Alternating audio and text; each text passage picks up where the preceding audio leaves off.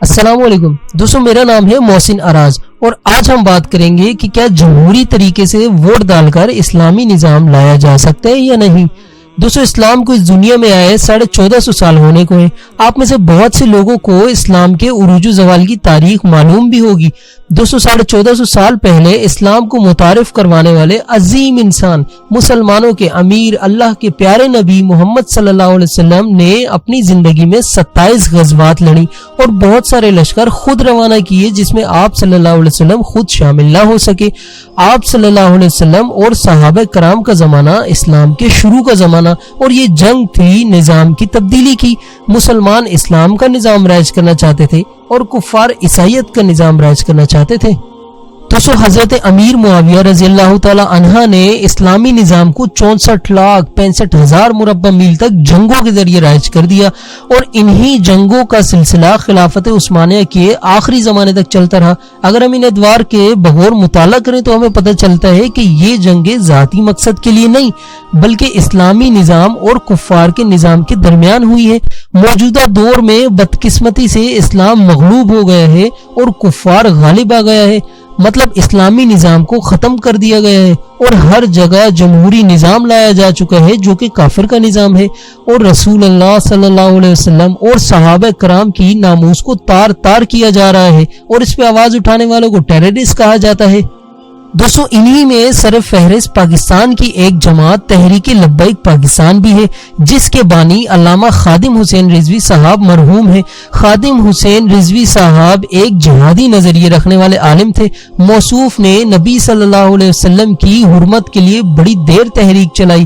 TLP اس تحریک کا مقصد پاکستان میں اسلامی نظام کا نفاذ ہے۔ اسی مقصد کے تحت اور بھی دینی جماعتیں ہیں جو شریعت بذریعہ سیاست لانا چاہتی ہیں، مطلب الیکشن لڑ کر ووٹ حاصل کر کے اسلامی نظام لانا چاہتی ہیں۔ لیکن کیا ایسا ممکن ہے؟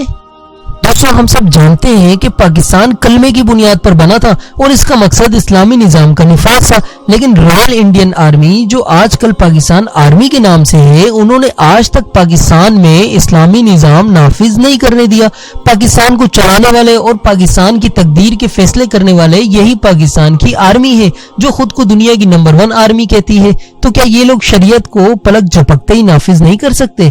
بالکل کر سکتے ہیں، لیکن یہ کافروں کے یاروں مددگار اور کفری نظام کی حفاظت کرنے والے، جمہوریت کی حفاظت کرنے والے مرتد لوگ ہیں، اور اسی پاکستان آرمی نے کبھی بھی دینی جماعتوں کی حکومت نہیں بننے دی۔ الیکشن سے پہلے ہی فوج یہ فیصلہ کر چکی ہوتی ہے کہ حکومت میں کس کو لانا ہے اور کس کو نہیں لانا۔ دوستوں، عام طور پر لوگ یہ سوچتے ہیں کہ اگر پاکستان میں اسلامی نظام لایا جائے گا تو بیرونی قوتیں متحد ہو کے پاکستان پہ حملہ کریں گی۔ بالکل صحیح بات ہے، لیکن کیا کسی بھی دور میں اسلامی نظام بنا جہاد کے فرض ہو گیا تھا؟ کیا جنگ کیے بنا اسلام دنیا میں پھیل گیا تھا؟ ڈرامہ ایتوگرل تو سب نے دیکھا ہوگا، اس میں بھی بتایا گیا ہے کہ کس طرح سے نظام کی جنگ میں چھوٹے سے کئی قبیلے کے لوگ شہید ہوئے تھے، جن کی قربانیوں سے خلافت عثمانیہ قائم ہوئی تھی۔ کیا اسلامی سلطنت بنا خون بہائے وجود میں آ جاتی ہے؟ نہیں، بالکل نہیں۔ دوستوں، ہمارے پاس تو ہمارے وقت کی مثال اب بھی موجود ہے۔ ہمارے پڑوس میں افغانستان میں طالبان نے اسلامی نظام قائم کرنے کے لیے 20 سال جنگ کی، وہ بھی پوری دنیا سے۔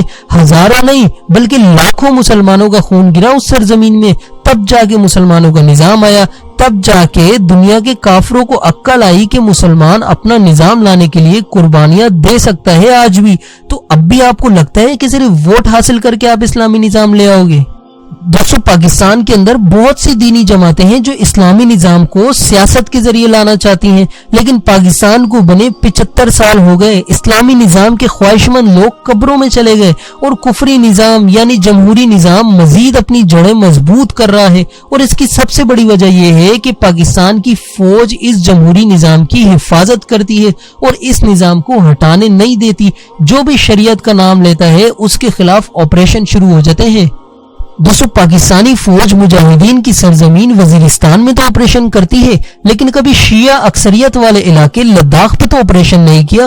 اسی فوج نے آسیہ ملونہ اور ریمنڈ ڈیوس کو تو فرار کروا دیا، اور جب فرانس نے ہمارے نبی صلی اللہ علیہ وسلم کی حرمت پہ ڈاکہ ڈالا تو دنیا کی نمبر 1 آرمی میدان میں کیوں نہیں آئی؟ کیا اس آرمی کے نزدیک پیسہ اور ڈالر زیادہ اہمیت رکھتے ہیں؟ آپ خود سوچیں کہ اللہ تعالیٰ اس فوج کو غزوہ ہند کے لیے اپنے لشکر میں شامل کرے گا جو اپنے نبی صلی اللہ علیہ وسلم کی حرمت کے لیے لڑنا بھی نہیں چاہتی؟ بابری مسجد کا رونے والوں، تم نے تو خود لال مسجد کو شہید کر دیا، بابری مسجد تو انڈیا میں ہے۔ دوستو، پاکستان کے اندر نبی صلی اللہ علیہ وسلم اور صحابہ کرام کی گستاخی ہوتی رہتی ہے۔ پاکستانی فوج نے آج تک کسی ایک بھی گستاخ کو پھانسی کیوں نہیں دلوائی؟ کیا دنیا کی نمبر 1 آرمی، جمہوری آرمی، کافروں کی دھمکیوں سے ڈرتی ہے؟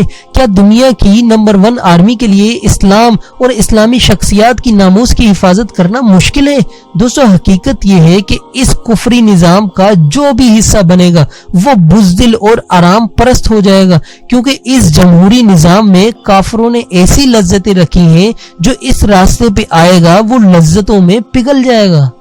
اور اس کے برعکس جب خلافت یا شریعت آتی ہے تو شیر اور بلی ایک ہی برتن میں پانی پیتے ہیں۔ خلافت جب آتی ہے تو کافر اسلام کے نظام عدل کو دیکھ کر کثیر تعداد میں اسلام قبول کرتے ہیں۔ خلافت جب آتی ہے تو ہر طرف امن ہوتا ہے۔ خلافت جب آتی ہے تو حکمران بھی عوامی نمائندوں کو جواب دہ ہوتا ہے، جیسے حضرت عمر رضی اللہ تعالی عنہ نے جواب دیے تھے عوام کو۔ دوستو، اس برکت والے اسلامی نظام کو لانے کے لیے ہمیں کفری نظام سے بغاوت کرنی ہوگی، ہمیں جمہوری نظام سے بغاوت کرنی ہوگی، ہمیں ووٹ ڈالنے، الیکشن لڑنے سے بچنا ہوگا، دور رہنا ہوگا، ہمیں اس جمہوری سیاست سے دور رہنا ہوگا، اور کفر کے نظام یعنی جمہوریت کی حفاظت کرنے والوں سے بھی بغاوت کرنی ضروری ہے۔